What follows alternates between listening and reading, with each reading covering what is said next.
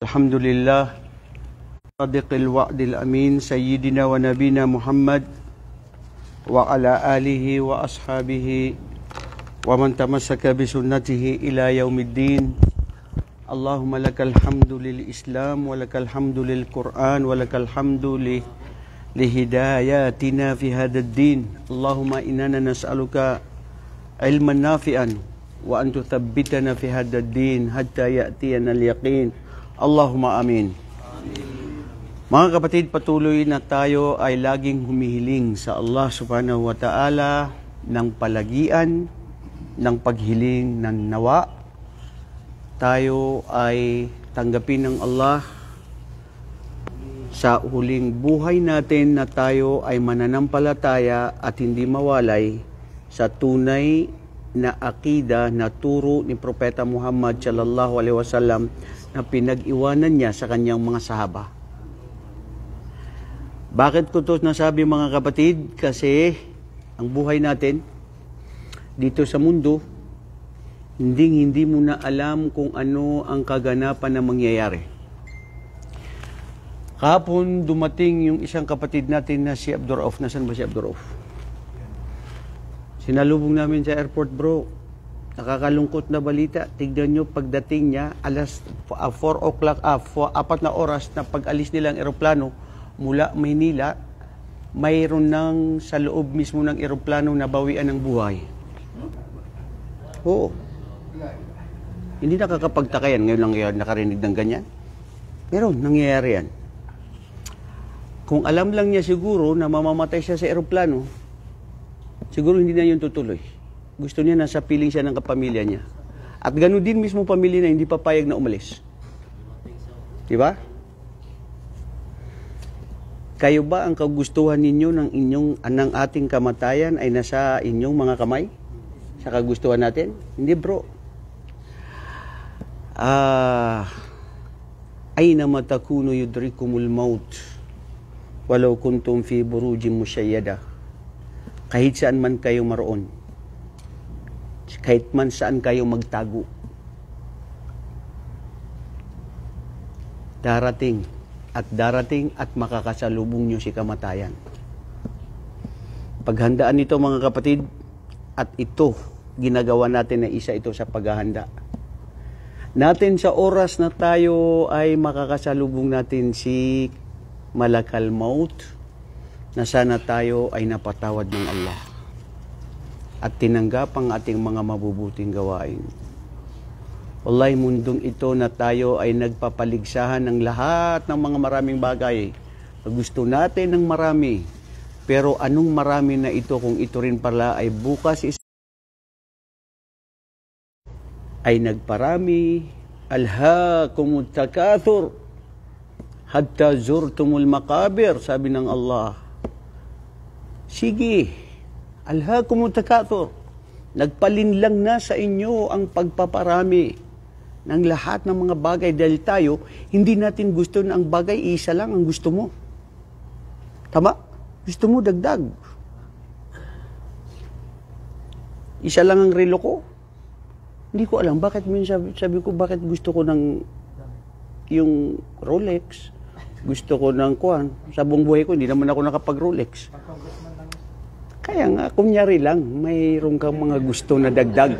Ano ka ba, Ismail? Hindi ibig sabihin, sinabi mo, yun na yun. Sumakay ka lang, bro. Ang punto, bro, yung gusto mo nang meron kang dagdag, na meron ka. Pero ano itong mga pagpaparami na pagdagdag na ito, kung ito rin naman, mga kapatid, ay wallahi sadyang nilisanin. Allahu Akbar.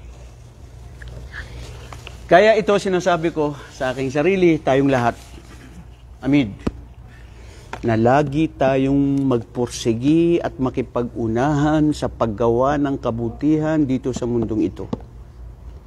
Habang may lakas pa, engineer, habang mayroon pang oras. Mayroon ako isang estudyante, kinukwento niya sa akin, sa Batha. Ustad, di mo ba alam nung 2019 ay nagkaroon ako ng paralyze Tapos, buti na lang nandito ako dahil kung sa Pilipinas hindi ko kakayanin yung gamot na gagawin sa akin. Kasi, naka-mild stroke daw siya. Tapos, alam nyo yun, mayroon talaga parang ganun nangyayari. Yung mild stroke niya, yung utak ng isang tao, yung pinakamaliit na mga nerves dyan, pag nagbarado yan, o di kaya hindi na magpa-function, o di kaya pumutok, connection yan sa mga katawan natin na pwedeng hindi gumalaw. May nakikita tayo na, di ba sabi nila na paralyzed, buong katawan hindi makagalaw. Yung total na comatose. Sa utak lang yun bro pala, pinakamaliit ang nerve. Yung iba half body, yun lang nakakagalaw. Sa akin, sabi niya, Ustad, nakakagalaw ako, pero ang problema ko, kung ito ang tubig, kukunin ko yan. Hindi ko yan makuha, doon siya pumupunta. Isada. Wallahi, sabi ko, totoo yan.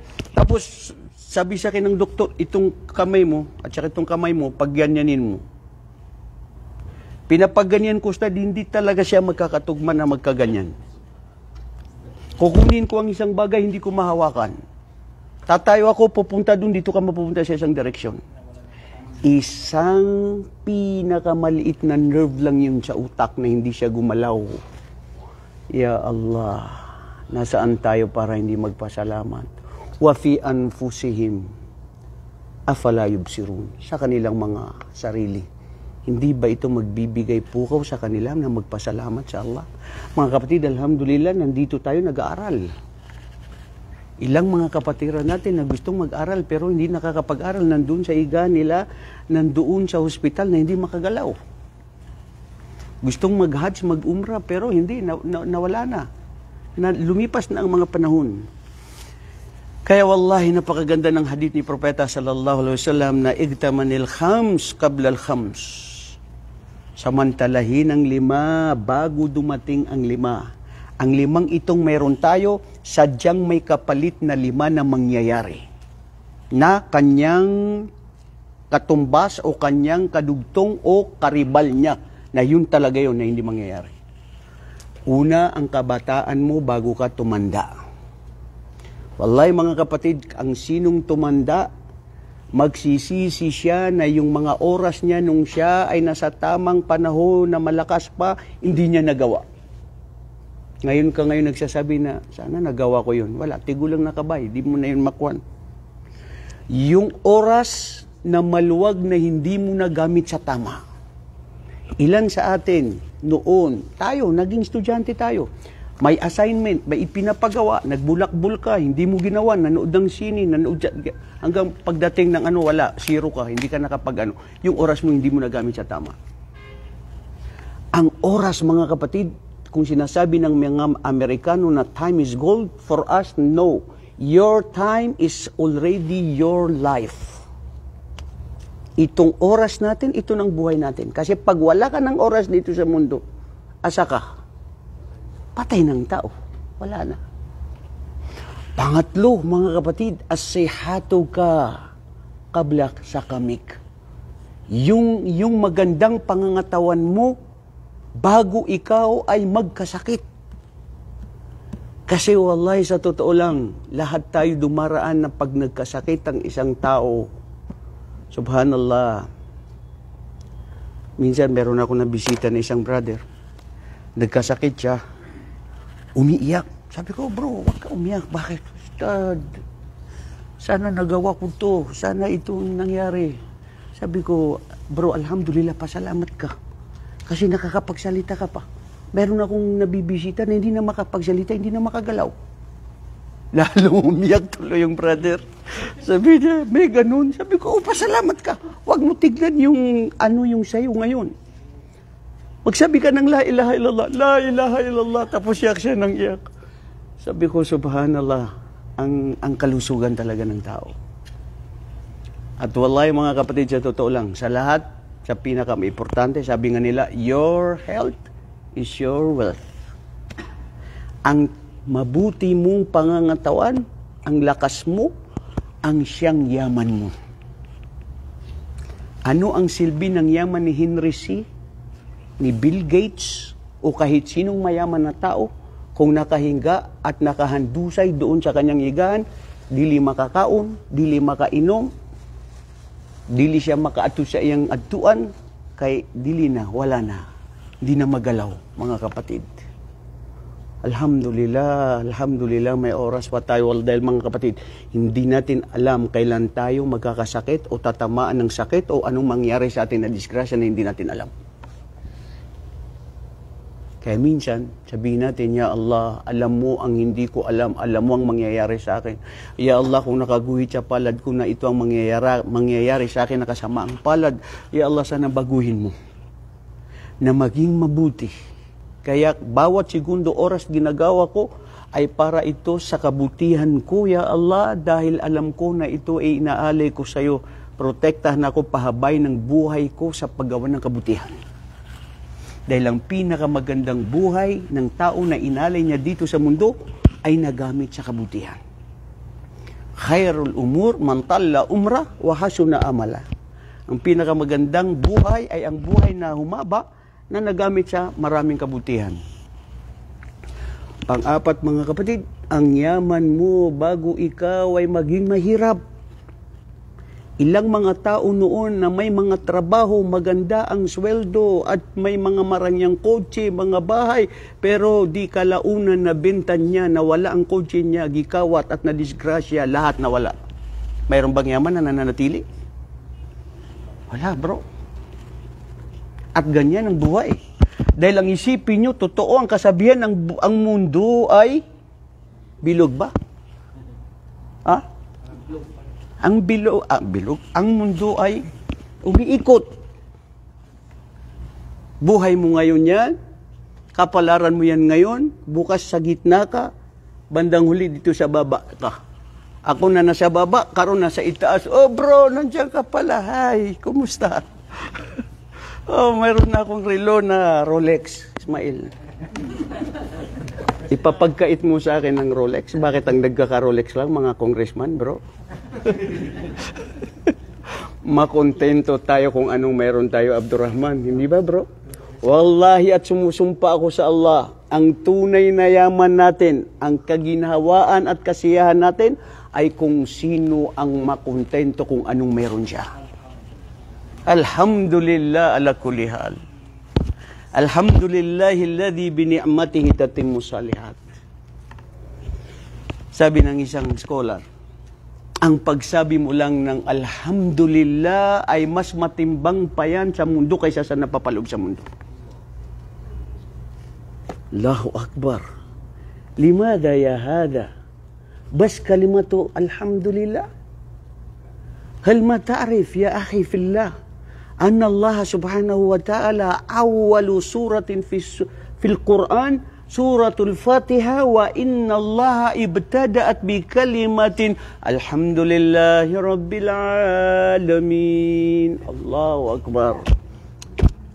Ang lahat ng papuri, luwalhati at pasasalamat sa Allah, nauukol sa Allah. Pag sinabi mo yan, naisulat na ng mga anghel ang mabuti mong salita at gawahin. Ma yalfidu illa ladayhi raqibun atid. Walang binitiwan ng salita ng ating mga dila maliban na may nakasubaybay na mga anghel na naisulat ito. Mabuti man o masama, ya Allah, patawarin kami sa mga nagagawa ng aming mga dila na hindi kalugod-lugod sa iyo. Wallahi, mga kapatid, tignan natin. Manmanan natin sarili natin. Alam mo, ganito lang yan eh. Ganito lang yan ay manlaksamana. Isang araw, ilan yung nagamit sa oras mo na papuri luwalhati sa Allah?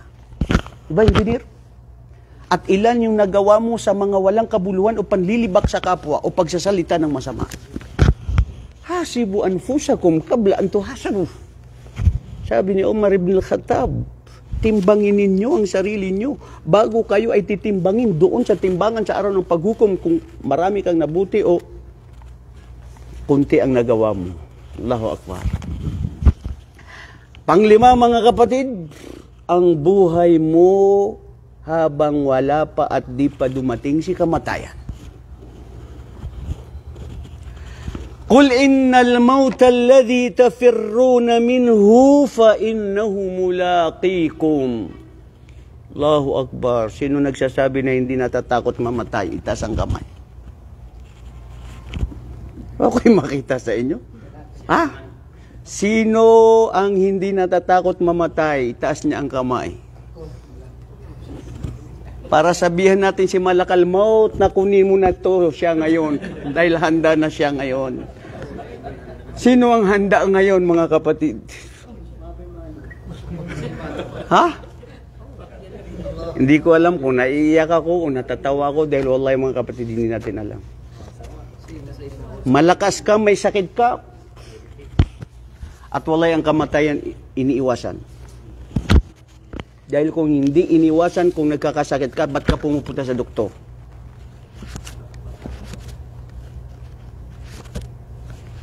Mayaman ka, magkasakit ka, sabihin mo sa asawa mo, nandun yung pera ko sa bangko. Hindi mo sinabi sa kanya noon mayroong pera sa bangko. Kailangan mo sasabihin pag mamamatay ka na igastos sa akin. Sasabihin ng asawa mo, walang iya ka. Meron kang pera sa bangko na ngayon ko lang nalaman. Tinatago mo pala. Ngayon dahil mo hospital ka na, gagamitin doon. La ilaha illallah. Mga realidad na minsan nangyari sa buhay ng mga iba. Sa atin. Hindi nyo ba alam na hindi lang ang tao ang umiiwas ng kamatayan? Lahat ng nabigyan ng buhay.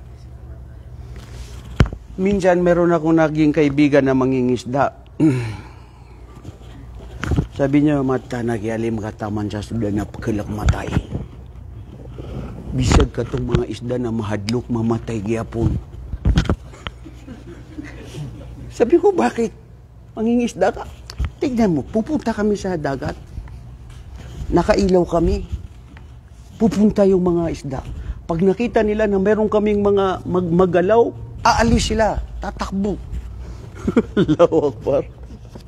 Pati mga hayop, mga isda, mga ibon, tumatakbo. Ayaw nila na mapahamak sila. Ayaw silang mamatay. May nagbabarilan dyan. Sino matapang? Pumunta doon ngayon. Ayaw mo pumunta, di ba, Rayhan? Bakit? Because gusto natin protektan ng sarili natin sa kamatayan. Sabi ng Allah, Qul innal mauta ya Muhammad, sabihin sa kanila, ang kamatayan na ito'y iniwasan nila, ito'y kanilang nasasalubong.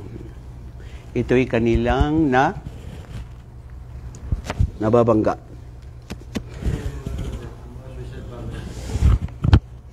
Kanina may engineer sa akin, Ustad, building, napakataas na building tapos nagpakamatay. Tapos nandun sa caption, hindi biro ang buhay ng OFW. La ilaha illallah. Abdullah Mario. Tama ba na hindi biro ang buhay ng OFW?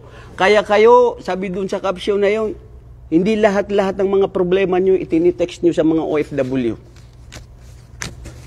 Kaya hindi pa yung nagkasweldo na nag-text ka na Tay, oy, mister, nasaan na yung sweldo mo dyan na mapuputol lang kami dito ng Meralco? Bakit hindi ka makapagantay kahit kunti? Ang ama, wallahi ang mga ama, tayo, nararamdaman ko to, lahat tayo ito nararamdaman natin. Hindi man tayo bukal, hindi man tayo pakitang tao, pero ang buhay natin, lalo sa asawa mo, sa mga anak mo, sa bahay mo, sa buong pamilya. Di ba? Tapos minsan yung babae, sasabihin niya sa'yo, lahat problema ko sa bahay, paghuhugas ng pinggan, paglalaba, pagwawalis, daghay reklamo. Yun lang bahay, kami lahat buo. Umuhusga ang bawat isa. Walay mga kapatid, may pagliliti sa araw ng paghukom. Dadako tayo ngayon sa usapin patungkol sa para matapos itong usapin na ito sa mga kung bakit nagkaroon ng mga pagsiklab ng mga iba't ibang mga sekta. Nahiniling ko sa Allah kanina, bakit kanina napambungad natin, nahilingin natin sa Allah na sana ay panatilihin tayo sa relihiyong ito, sa akidang totoo na ito, kasi nababago siya. Kapatid na engineer, Mayroon akong kakilala noon, naging kaibigan, naging estudyante ko pa, naging kaklose ko pa na estudyante na Masya Allah, pananampalataya niya, ganyan. Biglang nabago. Allah. Itong mga ito, na mga pag-uusapan natin, mananampalataya sila sa Allah. Naniniwala sila sa Allah. Mga maalam. May naisulat na mga libro. Mas marami ang kanilang napagpatera na pag-ayuno na gawang kabutihan. Pero sa islang sadlit, ilang dako, nag-iba ng daan. Anong aral? Bago natin yan kunin, mga kapatid, nakuha natin ng Khawarij. Sino ang nakakaalala? Sino yung mga Khawarij? Last week ko lang yung sinabi sa inyo. Sino ang mga Khawarij? Ya ahlal Quran, ahlal iman. Man haula'il Khawarij? Asan si Abdul Aziz? Abdul Aziz, hindi umipik ang kape mo ngayon. Last week, hindi rin umipik. Hindi nga bro, bakit? Ang tahimik ng mga to. Hindi matapang. Pero walay masarap ang kape ni Abdul Aziz. Maski anong sabihin nyo. Kayo mga tao, palibhasa mga tao kayo. Natikman ninyo masarap, kunting napuna lang, nawala na yung sarap niya. Sadyang mga tao na mapanlin lang. Tinitigdan lang natin yung kunting pagkakamali. Pero nakalimutan na ang lahat. Kaliwali. Ang bait-bait ni Ustad, ito, ganito, ginanyan. Isang araw, hindi ko napansin, hindi ko na text, hindi ko nasagot. Suplado to na Ustad. Hindi to sumasagot ito. Bakit ka pa nagkaroon ng kaalaman? Susumbatan ka pa bro ng gano'n. Mga pagsubok yan. Anyway, ang maghuhusga sa atin ng Allah. Muhammad, ang tahitahimik mo bro. Mayroon kang pinagdadaanan? Ha? Nakikinig lang ako sa Sino ang mga Khawarij? La hawla wala quwwata illa billah. sila yung Very good. Sila yung hiwalay sa very good. Kharaja min ta'ifatil jama'ati wa bada'u min ahdi Ali radhiyallahu anhu. At sila yung nagpasimula sa pagbabago ng mga ibang mga sekta at sila ang naging punot dulo. Bakit? Ang Islam, sa hadith ni Propeta sallallahu alaihi wasallam, sinabi niya, yadullahi ma'al jama'ah. Ang kamay ng Allah subhanahu wa ta'ala ay kung saan nandoon siya sa mga karamihan na nagkakaisa. Yaqulu sallallahu alaihi wasallam anna hadhihi al-ummah la tajtami'u fi ad-dalala. Itong aking mga ummah ay hindi ito kailangan man magkakaisa sa mga kaligawan. Kung may mga liligaw, hindi pa bago dahil mayroon nang nagpaligaw sa kanila si Satanas at saka panahunan pa ni Ali radhiyallahu anhu na nagmula dito sa pagkamatay ni Uthman ibn Affan at nakitaan na ito ng bakas sa kapanahunan ni Propeta Muhammad na lumabas itong taong ito na walang hiya na ipahiya mismo si Propeta Muhammad sa madlang tao. Nasabihin niyang, i'dil ya Muhammad. Maging makatotohanan ka, Muhammad. Nasaan ang mga yaman ng mga tao? Bakit hindi mo ibigay sa lahat? La hawla wala quwwata illa billah. Sasabihan mo ang isang propeta ng gano'n. Nagmula doon, ngayon, lumabas din ang mga tao na sila thumma hadathat bid'atu al-qadariyah. Nakuha natin kanina nung last week na ang mga qadariyah ma'khudatun min al-qadar. Firqatun min al-muslimin. Na sila ang kanilang paniniwala ang qadar na nangyayari sa buhay mo ay hindi kagustuhan ng Allah, kundi kagustuhan mo. At walang kaalaman ng Allah sa nangyayari sa buhay mo, malalaman lang niya sa oras na ikaw ay nangyari yun. La hawla wa la quwwata illa billah. Kayfa haulay dallu ala hadhihi al-fikra. Qadar yun. At ikaw ang gumagawa ng buhay mo. Ikaw ang nagpapasya sa buhay mo at walang kapasyahan ng Allah. Tinanggalan nila ang Allah subhanahu wa ta'ala ng masyi'a. Bimasyi'atillah. Wala ta'lamuna anna Allah kullul ma'siyatihi biyadihi kullu shay. Arkanul qadar yusammunaha arba'ah. Baina al-ulama. Qalu al-awwal ay al-ilm. Ang kaalaman ng Allah subhanahu wa ta'ala sa qadar na tadhana na mangyayari sa isang tao.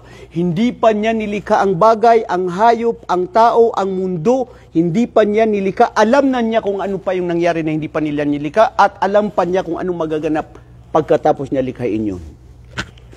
Hada bi'ilmihi. La yuhitu bi'ilmihi shay. Innahu alim. Alimul ghaibi wa shahada. Siya ang nakakaalam ng mga nakikita at mga hindi nakikita. Ang naganap at hindi pa nagaganap. At walang kahit sino man sa kanyang kaalaman. Pangalawa, al-qadr, al-ilm, wa thaniya madha, al-kitaba. Kitaba bima'na anna Allah subhanahu wa ta'ala kataba fi lawhil mahfud kulla maqadiril khalaiq. Ipinasulat na yan ng Allah sa panulat sa lahat ng magaganap at lahat ng mahahantungan ng bawat isa dito sa mundong ibabaw na ito. Kullu shay'in maktubun fi lawhil mahfud. Hada kathirun min al-adilla min al-Quran. Wa aidan min al-ahadithi Rasulillah sallallahu alaihi wasallam. Matatagpuan niya ng mga hadith ni Propeta sallallahu alaihi wasallam na sinabi niya na anna Allah awwalu ma khalaqa al-qalam fakataba al-qalam maqadir al-khalaiq. Ipinasulat na ng Allah ang lahat ng magaganap. Sa isang riwaya ng hadith, 50,000 taon bago pa malikha ang lahat, ang kalikasan, ang mga kabundukan, ang mundong ito, lahat bago pa yan malikha ng 50,000 years na ipasulat na. Ang Muslim, kung malaman mo ito, panatag ka. Wala kang kapasyan. Pang-apat, mga kapatid, ay al-masyi'ah. Mama'na al-masyi'ah. Anna Allah yasha. Wa ma tasyauna illa ay yasha Allah. Hindi kung ano ang gusto niyo mangyayari, kundi ano ang mangyayari at ibig ng gusto ng iyong tagapaglikha. Ya Allah, ginawa ko to. Ya Allah, pinaghusayan ko to. Bakit hindi mo sa akin binigay? Sabihin mo yan sa mudir mo. Mudir, ana sawi kida. Badin anta ma fi jib ratib kwais. Allahu Akbar. Sasabihin mo yun sa kanya? Ha? Ginawa ko ito, inutusan mo ako to, extra pa, tapos hindi mo ako binigyan ng magandang grade, ng appraisal, o di kaya dinagdagan ako ng overtime. Alam mo, instead na yung mudir mo na maaawa siya sa'yo, hindi mo kailangan man sabihin yun, bro. Ipamalas yun. Alam niya yun, mararamdaman yun. Pero ang problema sa tao, ipinusumbat o gusto iparinig. Ano pa kaya kung ang iyong tagapaglikha? Waliya'udhu billah, hindi tayo ganun ang mga Muslim na nanunumbat sa ating tagapaglikha. O nagkakaroon ng sama ng loob sa ating tagapaglikha. O nagkakaroon ng masamang pag-iisip sa Allah subhanahu wa ta'ala. Li'annana nahnu nuthbitu daiman bi anna Allah nahnu indana husnul dhan. Meron tayong laging mabuting tamang pag-iisip sa ating tagapaglikha na maski ito ang nangyari sa buhay ko, ganito kasidhi ang buhay ko, ganito kahirap ang buhay ko, hinaharap ko to, na akala ko ito ang magiging ganito ako, pero bakit ito ang naging kapalaran ko? Hindi tayo ganun bilang Muslim. Alhamdulillah ala kulli hal. Ya Allah, ito ang gusto ko. Si Asia na asawa ni Firaun, na siya ang reyna ng kaharian ng Pharaoh sa Misr. Buong palasyo hawak niya. Pero sinabi niya, Rabbi ibni li baytan laka fil jannah. Ya Allah, hindi ko hangad ang anumang karangyaan ni Firaun. Rabbi najini min amali Firaun. Ya Allah, protektahan ako at gabayan ako dito sa mga gawain ni Firaun. Hindi ako masaya kay Firaun. Ginawa niya akong alipin, pinahirapan niya ako, asawa niya ako, pero okay lang na nahirapan ako kasi mundong ito na panandalian lamang ito. Ang hirap at lungkot at saya dito sa mundo panandalian at hindi mananatili, ngunit ang hangad ko ay ang araw ng paghukom. Allahu Akbar. Kung yan ang mangyari sa atin, at yan ang maging sifat na katangian natin, wallahi bro, hindi ka ma-stress sa buhay mo. Falidalika, sasabihin ko rin ito sa lahat ng mga nununood, sa ating mga asawa, sa ating mga kababaihan, sa ating mga magulang. Minsan napadaan si Propeta Muhammad sallallahu alaihi wasallam at nasabi niya na ra'a Rasulullah sallallahu alaihi wasallam aktharu ma yadkhulu an-nar an-nisa. Nung nakita ni Propeta Muhammad at ipinabalita niya sa mga kababaihan na nakita ko ang imperno na ipinakita sa akin ng Allah na ang karamihan na nandirito ay ang mga kababaihan. Hindi nakapagpigil ang isa, Ya Rasulullah, wa mas sabab, anong dahilan? Bakit karamihan ang mga kababaihan ay dito sa impernong ito? Sabi ni Propeta sallallahu alaihi wasallam, lianna tukthirna la'an. Dahil palagian ang inyong mga bibig, ang inyong mga dila na mumutawi ng masasamang salita at pagmumura. Ya Allah, astagfirullah, patawarin kami. Tayo rin minsan mga lalaki nakakapagmura. Pangalawa, sinabi ni Propeta sallallahu alaihi wasallam, isa pang katangian ng mga kababaihan, lianna kunna takfurnal ashir. Mamal ashir, takfurnal ashir ay yung mga bagay na mga mabubuti ng nagawa ng inyong mga asawa na hindi niyo napapansin. Ang nakikita ninyo yung mga kunting pagkakamali at hindi niyo makalimutan at hindi pa may libing-libing at hindi ko alam na 10, 20 taon nangyari na yun, tapos uulit-ulitin na nag-aaway kayo na sinasabi mo na ginawa mo ito sa araw na ito, sa oras na ito, at kasama mo si ganyan, si ganun. Bakit? Memoryado nila lahat yun. Lakas, ang daming memory, bro. O di kaya, may mga nagawa kang kabutihan pero hindi nila na-appreciate. Dahil ang mali mo at ang mga isinusumbat nila sa iyo ay lahat hindi mabuti. Wallahi mga kapatid, mga sisters sa Islam, katakutan ninyo ang Allah. Ganun din kami. Matakot tayo lahat sa Allah subhanahu wa ta'ala na lilitisin ng bawat isa sa atin. Kunting nagawa ng asawa mo, you have to appreciate. Wallahi, totoo yan. Ikaw rin lalaki, i-appreciate mo yung asawa mo. Hindi lang yung minsan gusto kasi ng asawa mo na ma-appreciate mo yung ginawa niya. Di ba, bro? Minsan mag-antay yan na kain mo, tapos sabi niya, sana marinig ko man lang na, sarap-sarap, matamis, okay, ganyan. Pero wala siyang nasabi yung lalaki. Tapos sinantay ng misis mo, bro. Napakasimpleng bagay yun, pero napakalaking halaga pala yun sa kanila sa atin.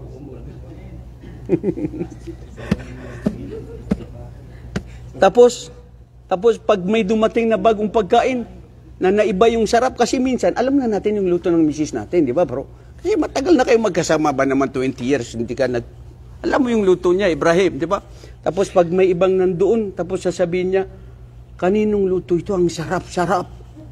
Walang yaka, ibinigay yan ng kapitbahay na nasabi mo na masarap. Sa akin, 20 taon kita pinapakain, hindi mo nasabi na masarap. Anong problema mo, pare?